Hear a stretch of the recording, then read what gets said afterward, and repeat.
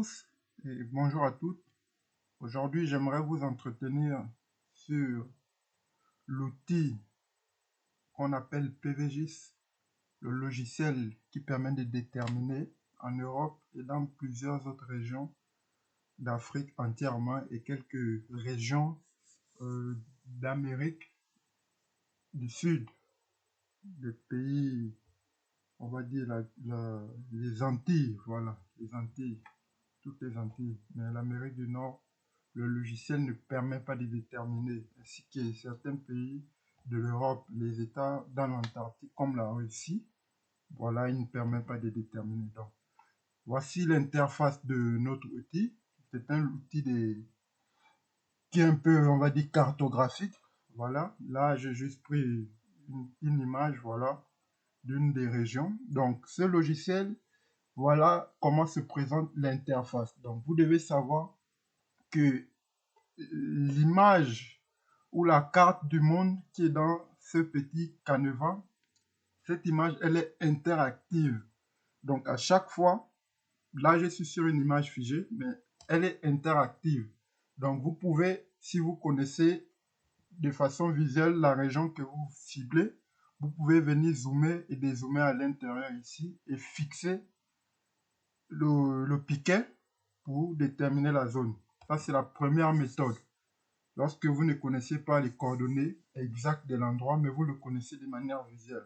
La deuxième façon, c'est de connaître les coordonnées GPS exactes. Donc, vous allez venir mettre ici, vous voyez, latitude, longitude. Donc, vous allez venir mettre ici la latitude et dans le deuxième onglet, la longitude. Et une fois fait, vous allez appuyer sur aller. Et là, il va au moins déjà renseigner la base de données. Il va télécharger la base de données qui est active ou qui sera choisie pour effectuer le travail. Donc ça, c'est la première partie. La deuxième partie ici, c'est l'interface toujours. Il faudra maintenant paramétrer. Il faut comprendre que ici, nous sommes sur la version, par exemple, 5.2. C'est la version actualisée. Mais il existe d'autres versions antérieures. Donc, à la date où nous on fait le tuto, nous sommes sur la version 5.2. À l'avenir, il pourrait y avoir d'autres évolutions, mais l'interface pourrait être le même. Donc, vous avez différentes configurations en fonction du type de projet que vous avez. Ici, par exemple, vous voyez des marqués couplés au réseau. Donc, couplé au réseau, c'est lorsqu'on fait des installations photovoltaïques qui sont connectés au réseau d'EDF en France. Donc, par exemple, une installation sur un hangar photovoltaïque pour la production et la revente d'électricité. Donc, il faudra venir ici, choisir cet onglet, couplé au réseau. Donc, quand je choisis couplé au réseau, après, je vais venir choisir les différents paramétrages. Donc, ici, j'ai la base de données de rayonnement solaire. Donc, elle est déjà choisie sur PVJ Sarah 2.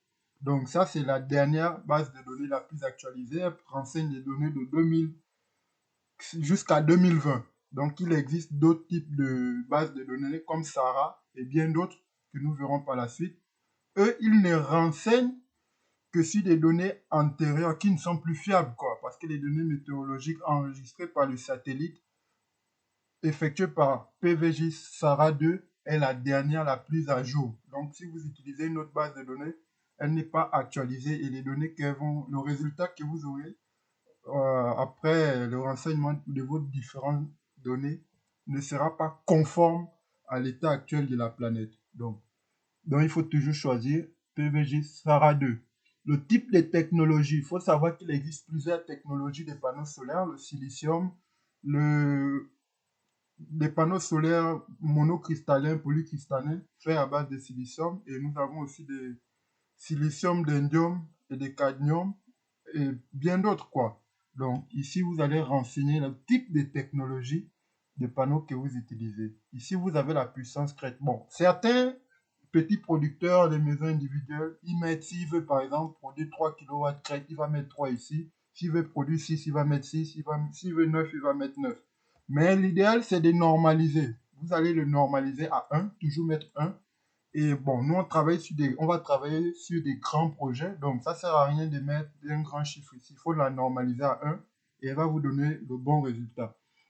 Donc, ici, vous avez les pertes du système. Donc, ce sont vous-même vous estimez parce que il n'est pas toujours fiable. Il ne peut pas vous donner les données fiables exactes, quoi. Donc, il faudra prendre en compte les pertes. Si vous voulez, par exemple, vous dites, par exemple, bon, dans mon projet, j'aimerais des pertes estimées de l'ordre de 15% ou 14%. Donc, 14, c'est par défaut. Donc, on va laisser ça comme ça, mais en fonction voilà, en fonction de la perte, vous aurez au moins pris en compte certaines réalités, quoi, qui sont un peu cachées. Si vous mettez, par exemple, une perte de 1% et ça vous donne un très, très bon productible, ben, vous serez fait leurrer en fonction de ce que vous allez recevoir donc au moment de l'installation, quoi. Donc, il faut toujours mettre au moins minimum 14. Donc, nous allons maintenant passer à l'optimisation du montage. Donc, il faut savoir ici, là, nous avons la position du montage. Donc, là, vous avez la position libre. Voilà, ça, c'est la position libre. Il existe d'autres positions. Par exemple, sur une position en toiture. Donc, la position libre, c'est plus pour les panneaux qui sont au sol et bien ventilés, quoi. Quand on travaille, par exemple, sur les projets en toiture, les hangars photovoltaïques, les projets, par exemple, sur les toitures terrasses. Donc, ici, il faut choisir en surimposition. Donc là, après, nous avons l'inclinaison. L'inclinaison, c'est en fonction de votre projet. Si vous voulez, par exemple, 35 degrés, ou bien, par exemple, pour des bâtiments existants, si on travaille sur des toitures des bâtiments existants, il faut savoir que l'inclinaison ne va plus être choisie. Elle est déjà figée et fixée en fonction de la toiture. Pour des bâtiments neufs, on peut choisir une inclinaison adaptée à la toiture et qui pourra aussi permettre d'obtenir un très bon résultat productible si on envisage mettre des panneaux solaires, quoi. Donc ici, c'est en fonction de si le bâtiment est existant, vous le mettez. Bon, maintenant, si il n'est pas... Bon, pour déterminer ça, c'est simple quand même, hein, voilà. Vous voyez les différents points de toiture. C'est aussi simple, quoi. Si vous ne connaissez pas, vous faites par exemple une capture de vos pans et puis vous mesurez. Bon, avec le temps, nous allons voir un peu comment faire. Et ici, on va l'azimut. Bon, l'azimut, c'est un peu le plus complexe, mais je vais le définir de façon simple. En fait, c'est une orientation. L'azimut, moi, je le définis comme étant, voilà, l'angle formé entre la direction du panneau solaire choisie, son orientation choisie, l'angle formé entre l'orientation du panneau solaire et le sud, le plein sud. Donc, voyez ça comme une orientation. Le cas idéal, c'est lorsque nous sommes en plein sud. Là, l'azimut, il est à 0. Lorsque nous sommes en plein est, l'azimut est à moins 90. Lorsque nous sommes en plein ouest, l'azimut est à 90. Or, toutes les toitures ne sont pas toujours dans le cas idéal, c'est-à-dire plein sud. Pour ceux qui sont dans l'hémisphère nord, parce que dans l'hémisphère sud, c'est autre chose, quoi. Il faudra orienter les panneaux vers le nord et non le sud. Donc là, l'azimut est très important, mais faites un peu plus de recherches et vous aurez votre propre définition de l'azimut. Mais bon, c'est quelque chose qui a souvent embêté les gens, mais il vaut mieux comprendre comment il fonctionne, comment l'obtenir, comment le déterminer. Bon, ici, on le détermine à l'aide d'un logiciel de cartographie, par exemple, qu'on appelle Géoportail, pour ceux qui sont en France, en Europe, Géoportail. Donc, par la suite, nous allons voir comment déterminer l'azimut. Maintenant, il faudra savoir aussi que l'azimut de Géoportail, ce n'est pas le même azimut qu'on vient immédiatement mettre sur PVGIS. Il y a un petit référentiel qui est différent. Donc, l'azimut que je vais obtenir sur Géoportail, je ne peux pas venir directement le mettre sur PVGIS. Je dois faire moins 190 degrés pour que ça soit conforme, quoi. C'est la réglementation. Voilà, les deux logiciels n'ont pas été configurés sur la même base, bien sur le même référentiel, quoi. Donc, c'est un peu ça. Donc, après, vous avez ici le prix de l'électricité. C'est pas trop important. Ça, c'est quand, bon, on n'a pas, pour faire les études économiques avancées, c'est pas ici qu'on l'effectue, quoi. Bon, maintenant, dans le cas où vous ne connaissez ni l'inclinaison ni l'azimut, c'est pas grave.